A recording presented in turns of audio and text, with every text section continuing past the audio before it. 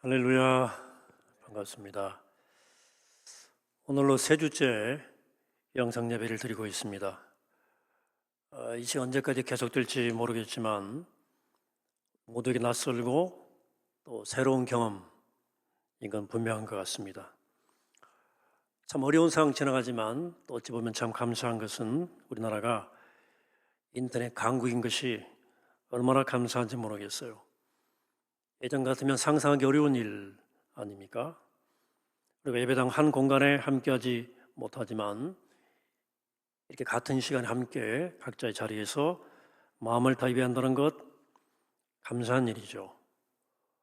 함께 사는 가족들 하나님 안에서 믿음의 한 가족이구나 하는 사실을 확인하는 그런 귀한 시간이 지금 되고 있다고 믿습니다. 그래 감사하죠.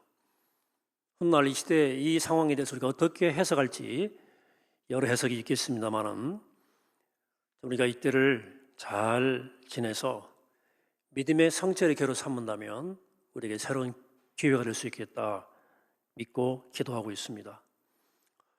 오늘 산상순 7번째 시간이 됐습니다. 오늘 본문 마태복음 7장 1절 이렇게 시작합니다.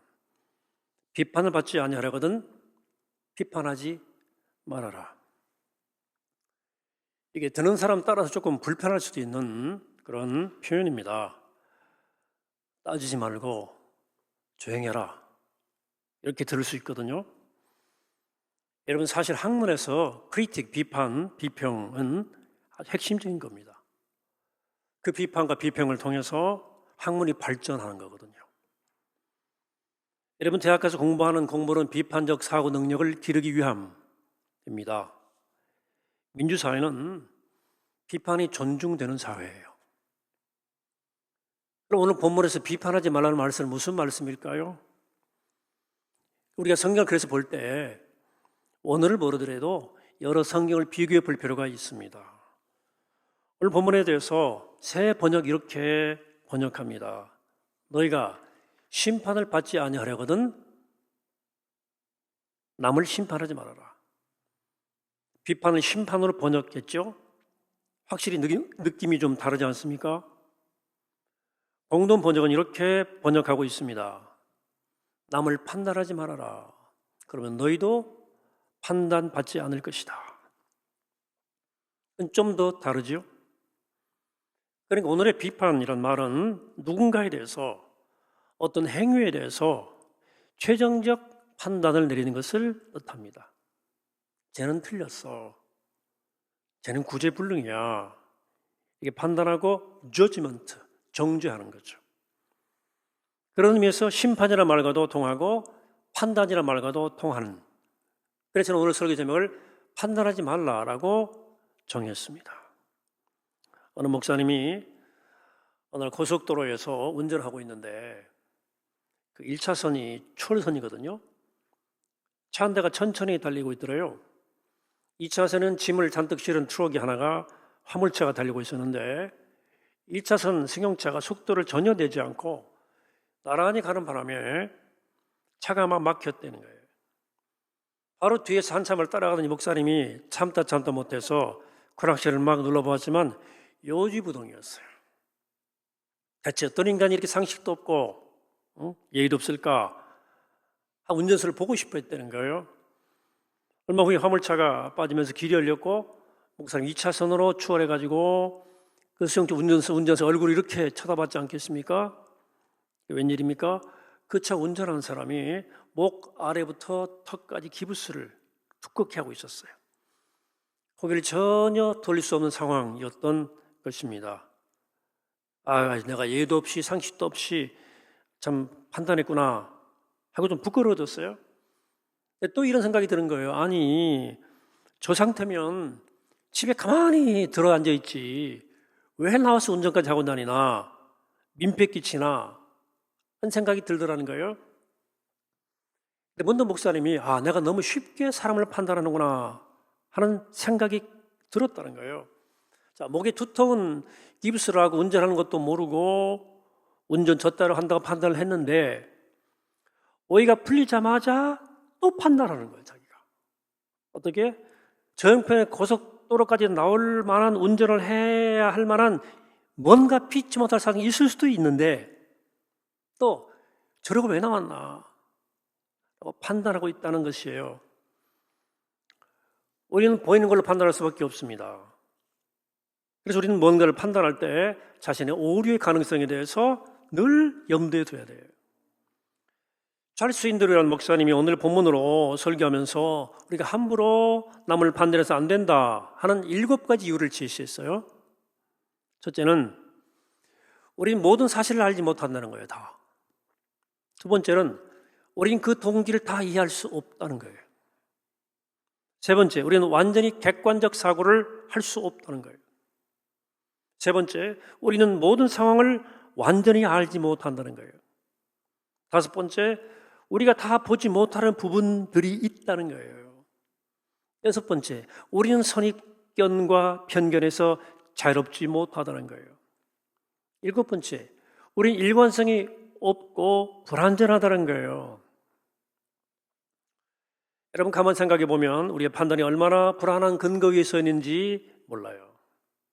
아무리 확신을 갖고 있어도 틀림없다 생각지 말고 틀릴 수도 있다 이 생각이 옳습니다. 나도 오류할 수 있어요. 그래서 성경은 여러 곳에서 판단하는 사람, 판단에 대해서 하지 말라고 권고해요. 바울 로마서 2장 1절에서 말합니다. 그러므로 남을 판단하는 사람아, 누구를 막론하고 판단하는 네가 같은 일을 네가 핑계하지 못할 것은 남을 판단하는 것으로 내가 너를 정죄함이니 판단하는 네가 같은 일을 행함이라. 또 고린도 4장 5절에 말씀합니다. 그러므로 때가 이르기 전 곧 주께서 오시기까지 아무것도 판단하지 말라고 헌면합니다. 그러므로 판단하는 일은 어떤 도덕적인 자세가 아니고 영적인 문제예요.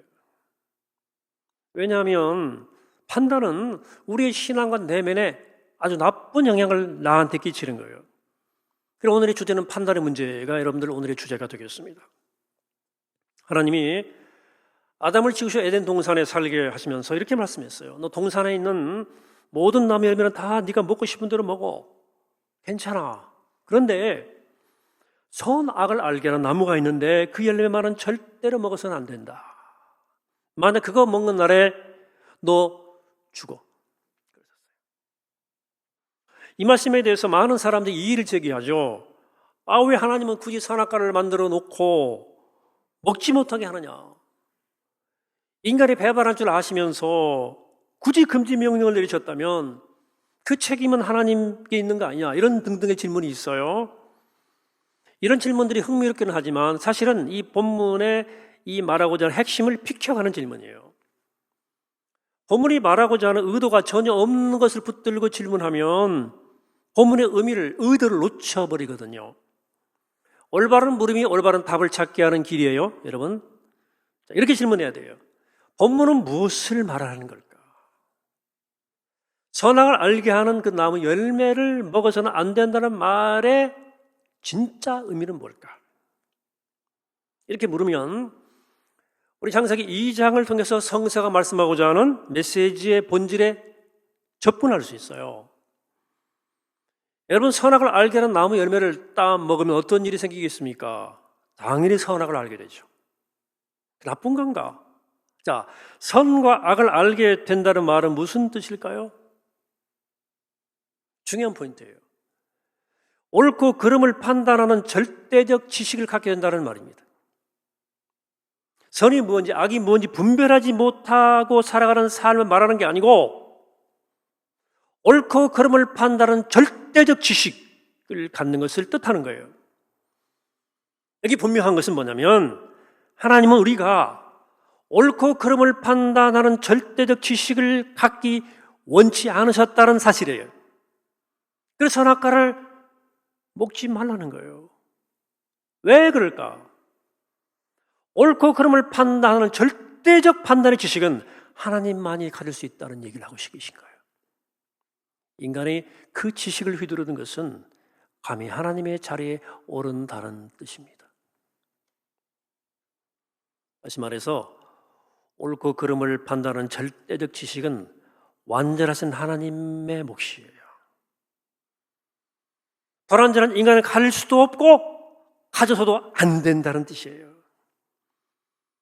결국은 아담과 하와는 금비든 선악과를 따먹고 말죠. 결과적으로 절대적으로 무엇이 옳고 그른지를 판단할 능력이 전혀 없으면서 절대적 판단의 칼을 휘두르기 시작한 거예요. 인간이. 이로부터 인류는 모든 것을 잘 알지도 못하면서, 완전히 알지도 못하면서 함부로 절대적 판단을 내리는 고질적 죄의 습관이 생긴 겁니다. 이게 원죄예요.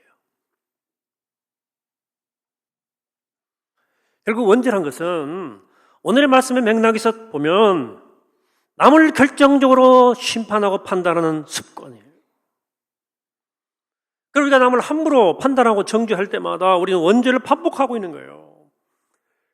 그래 오늘 본문의 주님께서는 남을 심판하지 말라. 남을 심판하는 그 심판으로 너가 심판받는다 라고 말씀하신 거예요. 그러니까 누군가를 판단한다는 것이 이렇게 무거운 의미가 있음을 알고 쉽게 판단하는 우리의 고질적 습관을 버려야 됩니다. 질문이 생겨요. 아니 그러면 인생을 살면서 판단하지 말고 않고 살아야 됩니까? 아니 옳고 그런 판단해서 올바른 선택해야 할 거 아닙니까? 맞아요. 우리 무엇이 더 중요하고 무엇이 더 바른지를 생각하고 판단하고 결정해야 돼요. 그런데 그런 판단을 할 때 내 판단이 틀릴 수 있고 옳지 않을 수 있다는 사실을 인정하고 판단해야 돼요. 그런 판단을 상대적 판단 혹은 분별이라고 말합니다. 분별. 여러분 성경이 금지하는 것은 절대적 판단이지 상대적 판단이나 분별이 아니에요. 우린 그러므로 절대적 판단을 내려놓고 상대적 판단을 하며 살아가야 돼요. 심판이 아니고 분별하라 그 말이에요. 절대로란 말 쓰지 마세요. 내가 누구라고 감히 절대란 말을 씁니까? 여러분 교회 안에서 절대 안 된다 이런 말 함부로 쓰지 마세요. 우리에겐 절대란 형용사를 붙일 만한 지식도 능력도 권한도 자격도 없어요. 함부로 절대적 판단하지 않도록 조심하시기 바랍니다. 그렇다면 어떻게 우리가 절대적 판단을 조심하면서 상대적 판단, 심판이 아닌 분별은 뭐냐 하는 거죠. 분별하는 거예요. 여러분 지는 해를 바라보신 적 있나요? 석양. 일출도 멋지지만 석양 일몰은 정말 아름답습니다. 일출은 어떤 힘이 느껴지거든요. 근데 석양은 황홀해요. 아름답습니다. 그 지는 해를 바라보는 세 가지 시선이 있어요. 세 가지 시선. 첫 번째 시선은 아름다운 노을을 1차적 육신의 눈으로 보고 감상하고 감상적으로 반응하는 거죠. 아, 좋네. 어우, 멋있다. 이렇게 반응하는 거죠.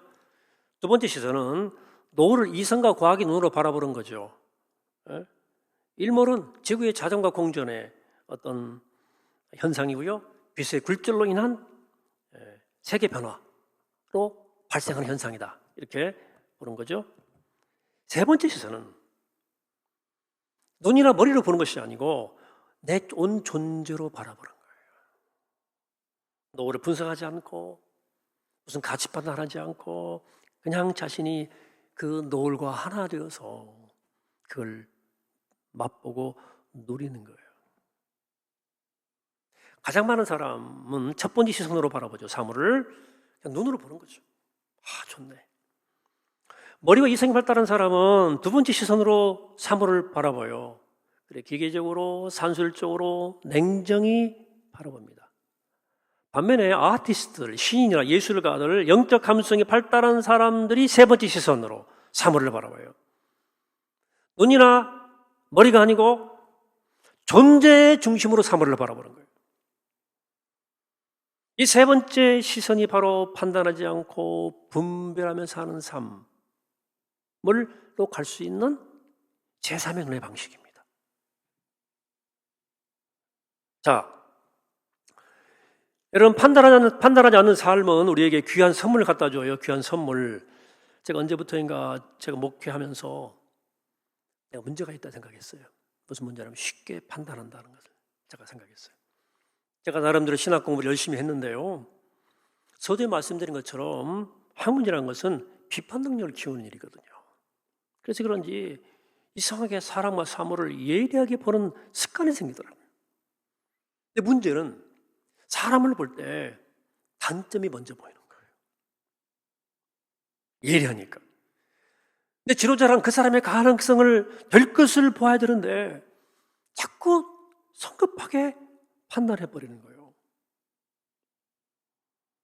그리고도 스스로 똑똑하다 생각하는 거예요. 똑똑한 줄 알아 내가. 그래서 어느 순간 내가 그래도 명색이 지도자인데 예수의 제자인데 이래서는 안 되겠다는 생각이 들었습니다. 그래서 제가 한 10년 이상을 하나님 제가 사람 볼 때 장점이 먼저 눈에 띄게 해달라고 정말 많이 기도했어요. 그래서 개인적으로 훈련도 했습니다. 판단하자는 훈련. 이런 거예요. 하루 종일 이렇게 내가 얼마나 남을 판단하는지 이렇게 관찰하다가 남을 판단할 때마다 기록을 하는 거예요. 수첩에다가. 내가 누구를 틀려먹었다고 그랬다. 이렇게 쓰는 거예요. 이것만으로도 상당히 횟수가 줄어듭니다. 그리고 어떤 때는 거의 판단하지 않고 하루를 지낼 때가 있어요. 기록을 하니까. 그러면 그때 그 하루는 나중에 얼마나 내 마음에 깊은 평화가 오는지 몰라요. 제가 요즘 오늘까지 많은 목회자 선배님들 후배들 많이 만났지만 그래도 사람들이 인격적으로 훌륭하다 이렇게 일컫는 분들이 있잖아요. 또 자기 분야에 괄목할 만한 성취를 이룬 분들이 있지 않겠습니까? 그분들의 특징이 있어요. 뭐냐? 어느 누구에 대해서 쉽게 좋다 나쁘다 단정적으로 말하지 않습니다.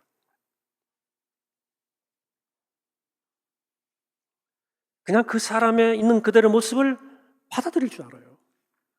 그 자체를 존중하는 거죠.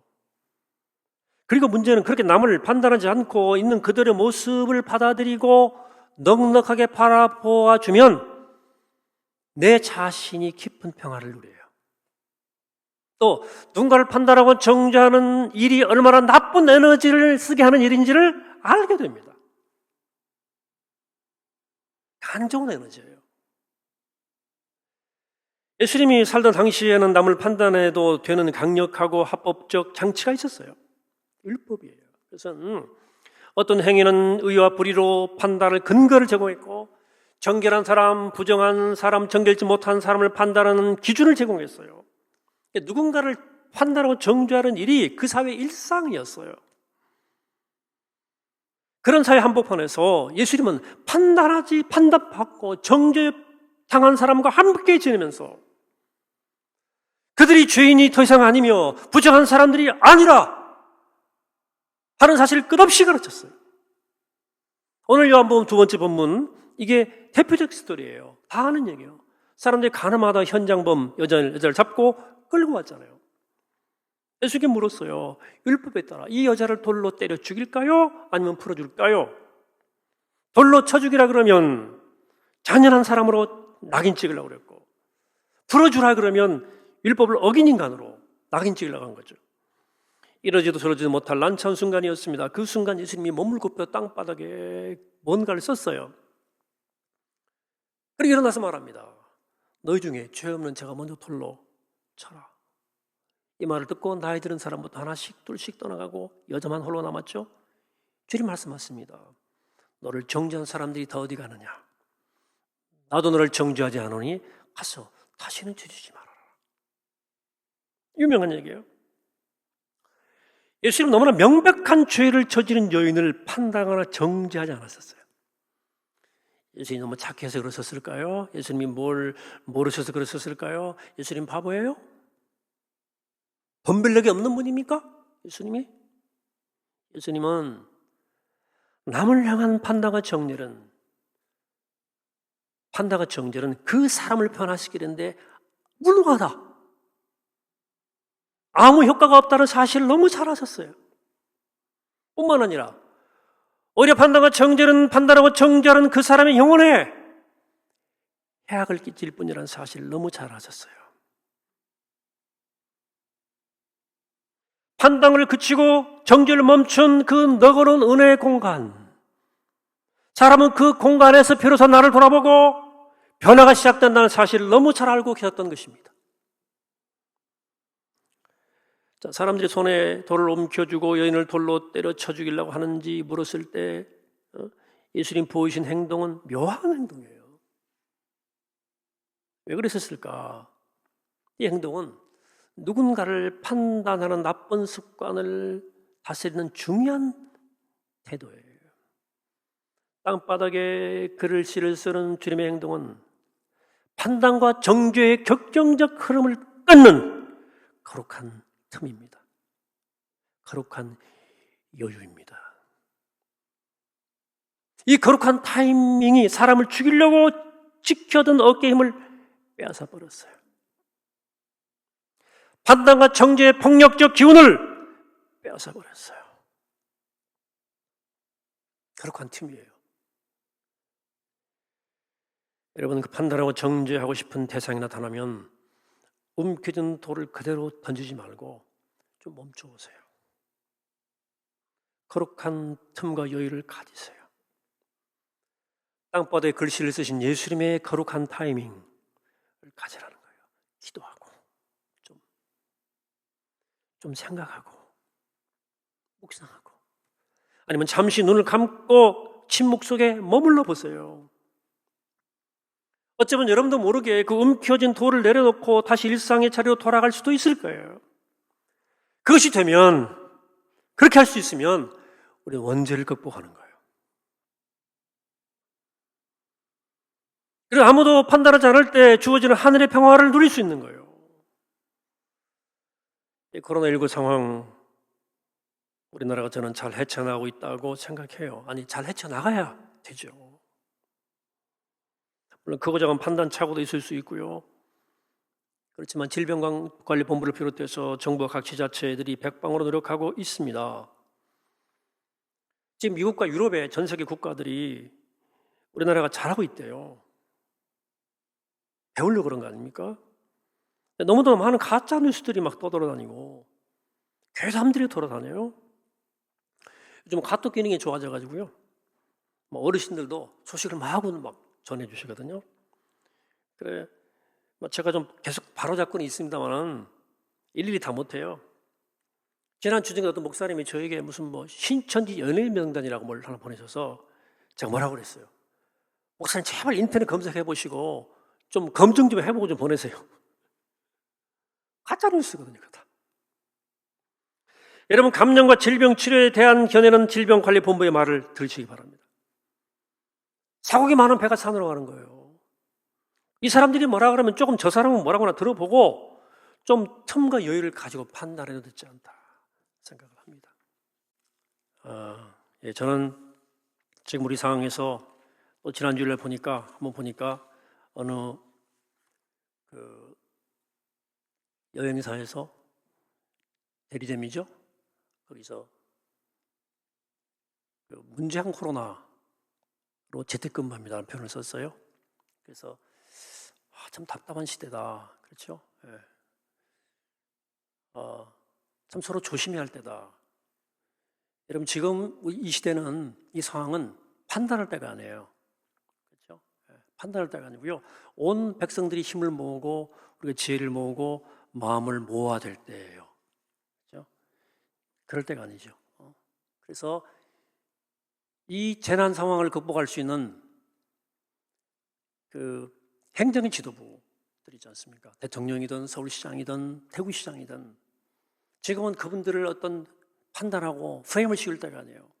온 국민들이 함께 모여서 마음을 모으고 국난을 극복할 때입니다. 지금은 우리가 사회적 거리두기도 중요하지만 우리가 판단의 거리두기가 필요할 때입니다. 지금은 판단할 때가 아니고요, 서로 격려하고 지지하고 함께 마음을 모을 때예요. 여러분, 신천지가 이번 재앙이 그런지 그건 맞습니다. 근데 우리가 이만희 교주하고 그 신천지 지도부를 우리가 그 신천지 교민을 돼야 되거든요. 근데 그 신천지 교인들과 신천지 환자들을 대하는 태도 조심해야 됩니다. 제가 지난 주중에 한 목사님들 모임에서 초급파적인 모임인데요. 그 모임에서 이 코로나19 상황에 대한 구호 모금을 하자고 제가 부활절, 연합예를 못 드리게 됐어요. 하고 제안을 하니까 한 분이 그래요. 대구 경북 지역을 도와주면 결국은 신천지 돕는 거 아닙니까? 제가 한마디 했습니다. 목사님, 우리가 지금 사랑으로 행동하지 못하면 그 사람 돌아올 길 차단하는 겁니다. 여러분, 신천지로 간 교인들 70, 80%가 기독교인들이에요. 우리 교인 가운데도 몇 분 계세요. 저는 지금도 제 기도의 명단 속에, 우리 교인 명단 속에 그분들 절대 빼놓지 않고 있습니다. 계속 기도하고 있어요. 한국교 이런 식으로 그 확진 환자들 도와줘야 되거든요. 이렇게 악마화하면 그들이 어떻게 돌아옵니까? 저는 기도하면서 이번에 신천지가 교멸되면서 그 많은 흩어진 교인들이 아마 한국교로 돌아올 수 있을까 생각해요. 우리 이런 태도, 이런 자세로 그들이 돌아올 수 있을까? 여러분, 더 기도하게 되기를 바랍니다. 그들의 마음속에 내가 돌아가면 받아줄 것이다 하는 믿음이 있어야 돌아올 거 아니에요. 되겠습니까? 그런데 여러분, 최종 판단은 우리 몫이 아니에요. 분별은 하지만 심판하지 마시기 바랍니다. 그들이 지금이라도 신천지를 벗어나 돌아올 수 있도록 기도하시고, 그들이 돌아올 때 그들 품을 넉넉할 품을 준비하시기를 축복합니다. 말씀을 맺습니다. 어려운 때입니다. 이럴 때일수록 누구한테도 너무 쉽게 돌 던지지 마세요. 쉽게 말하고 쉽게 판단하지 마시기 바랍니다. 특별히 이 힘들고 어려운 시절 잠시 멈추어 서서 하나님의 멈춰서게 하신 거거든요. 하나님의 뜻을 헤아리면서 그동안 내가 내린 판단들을 돌아보고, 그동안 내가 쏟아낸 말들을 돌아보고 회개하고 기도하며 내 영혼의 평화를 누리고 이 땅을 평화롭게 하는 복된 여러분 되시기를 이 아침에 주의 이름으로 간절히 축원합니다.